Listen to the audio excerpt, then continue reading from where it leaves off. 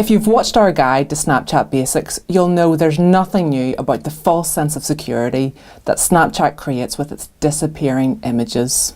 Until recently, you would know if a friend took a screenshot of your snap and you'd be notified like this. However, when Apple released their new screen record function with iOS 11, this notification doesn't always work. Because of this, we have been testing the reliability of the notification on different devices, platforms and operating systems.